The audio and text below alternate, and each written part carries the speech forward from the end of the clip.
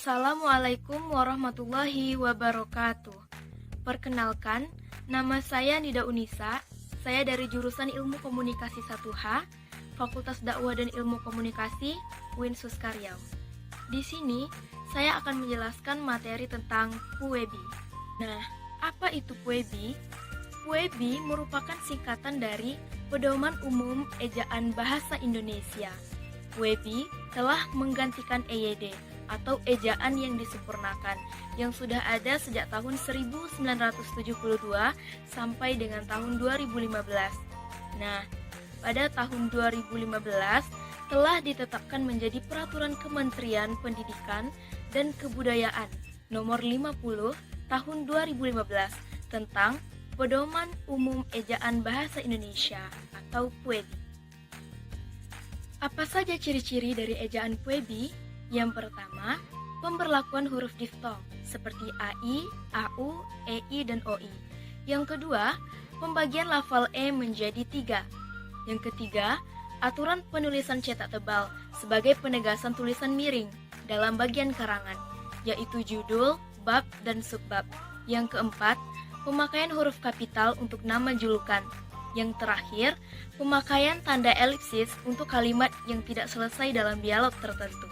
Kemudian, apa saja yang akan dibahas di dalam PUEBI? Yang pertama, ada pemakaian huruf. Yang kedua, penulisan kata. Yang ketiga, tanda baca. Dan yang keempat, penulisan unsur serapan. Kemudian, kita akan membahas materi yang pertama, yaitu pemakaian huruf. Terbagi menjadi beberapa bagian, yaitu ada huruf abjad, huruf vokal, huruf konsonan, huruf diftong, huruf kapital, huruf miring, huruf tebal, dan gabungan huruf konsonan. Yang pertama, huruf vokal. Huruf vokal merupakan huruf yang dapat menghasilkan bunyi sendiri. Huruf yang melambangkan vokal dalam bahasa Indonesia terdiri atas 5 huruf, yaitu A, I, U, E, O. Yang kedua, huruf konsonan. Huruf konsonan ini bisa juga disebut dengan huruf mati. Contoh dari huruf konsonan adalah selain dari huruf vokal. Contohnya seperti B, C, D, F, dan seterusnya. Yang ketiga, ada huruf diftong. Huruf diftong merupakan huruf vokal yang diucapkan secara sekaligus atau bunyi huruf vokal yang dirangkap dalam satu kata. Di dalam bahasa Indonesia, huruf diftong ada 4, yaitu AI, AU, EI, dan U. Nah, contoh dari huruf diftong sendiri seperti kata kerbau, danau, survei, toilet, dan lain sebagainya. Yang keempat, huruf kapital. Nah, kapan kita harus menggunakan huruf kapital? Huruf kapital dipakai sebagai huruf pertama unsur nama orang, termasuk julukan seperti Nida Unisa.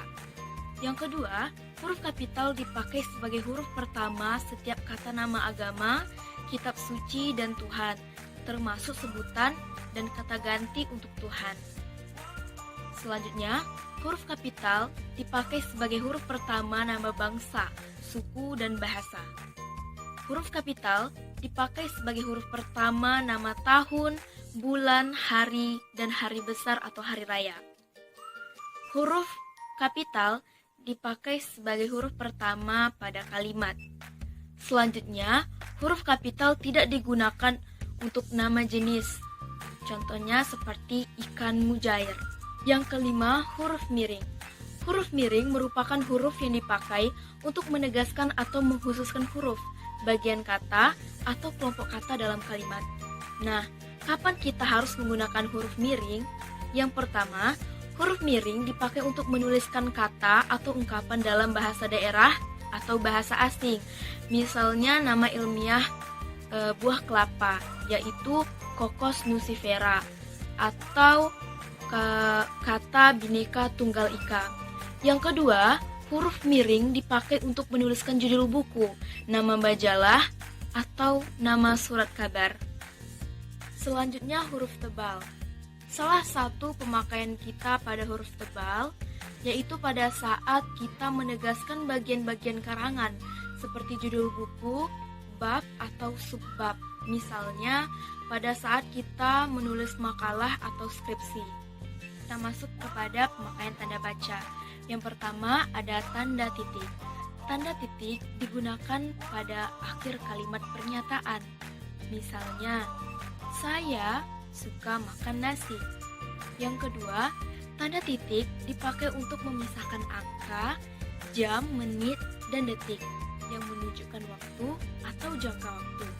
Misalnya, pukul 2:25 30 detik. Tanda titik juga bisa dipakai di dalam daftar pustaka, di antara nama penulis, tahun, judul tulisan, dan tempat terbit. Tanda titik juga bisa dipakai untuk memisahkan bilangan ribuan atau kelipatan yang menunjukkan jumlah. Misalnya, di Indonesia memiliki lebih dari 13.000 pulau. Yang kedua yaitu tanda koma. Tanda koma dipakai di antara unsur-unsur dalam suatu pemerincian atau pembilangan. Misalnya, Riri ingin membeli sepatu, celana, tas, dan dompet di pasar. Yang kedua, tanda koma dipakai sebelum kata penghubung, seperti tetapi, melainkan, dan sedangkan dalam kalimat menjemuk setara. Contohnya, saya ingin membeli handphone, tetapi tabungan saya belum cukup. Contoh yang kedua yaitu, ini bukan punya saya, melainkan ini punya adik saya. Selanjutnya yaitu tanda hubung.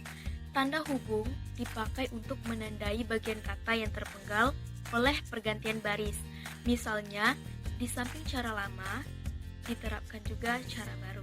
Yang kedua, tanda hubung dipakai untuk menyambung unsur kata ulang. Misalnya, bapak-bapak, ibu-ibu. Yang ketiga, tahun yang dinyatakan dengan angka atau menyambung huruf dalam kata yang dieja satu-satu. Misalnya, tanggal 11 bulan 12 2020. Tanda tanya. Tentunya, tanda tanya dipakai pada akhir kalimat tanya. Misalnya, kapankah kita memperingati Hari Pahlawan? Yang kedua, tanda tanya dipakai di dalam tanda kurung untuk menyatakan bagian kalimat yang disangsikan atau yang kurang dapat dibuktikan kebenarannya. Contohnya, Monumen Nasional mulai dibangun pada tahun 1961. Tanda seru. Tanda seru dipakai untuk mengakhiri ungkapan atau pernyataan yang berupa seruan atau perintah yang menggambarkan kesungguhan, ketidakpercayaan, atau emosi yang kuat. Salah satu contoh dari tanda seru yaitu kata merdeka. Tanda elipsis. Tanda elipsis dipakai untuk menunjukkan bahwa dalam suatu kalimat atau kutipan ada bagian yang dihilangkan. Misal pada kutipan tidak langsung. Contohnya, dalam Undang-Undang Dasar 1945 disebutkan bahwa bahasa negara ialah, perlu diketahui teman-teman bahwa tanda elipsis itu didahului dan diikuti dengan spasi.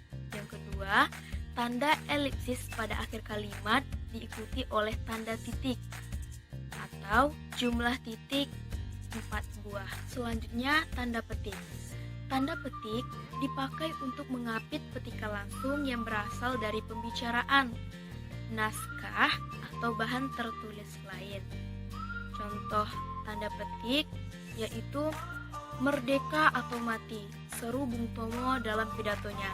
Yang kedua, tanda petik dipakai untuk mengapit judul sajak, lagu, film, sinetron, artikel, atau yang lain sebagainya. Contohnya film Ainun dan Habibi yang merupakan kisah nyata yang diangkat dari sebuah novel. Tanda petik tunggal. Tanda petik tunggal dipakai untuk mengapit petikan yang terdapat dalam petikan lain. Misalnya, ku dengar teriak anakku, Ibu, bapak pulang, dan rasa letihku yang lenyap seketika, ujar Pak Hamdan. Tanda penyingkat atau apostrof. Tanda penyingkat dipakai untuk menunjukkan penghilangan bagian kata atau bagian angka tahun dalam konteks tertentu. Contohnya, seperti pada kalimat, dia kan Kusurati. Kan yang dimaksud itu adalah akan. Contoh lain, seperti, mereka sudah datang kan? Kan yang dimaksud lagi itu adalah bukan. Baiklah, sekian penjelasan saya tentang materi Puebi. Semoga bisa bermanfaat. Saya ucapkan terima kasih dan saya akhiri dengan wabillahi taufiq wal hidayah. Wassalamualaikum warahmatullahi wabarakatuh.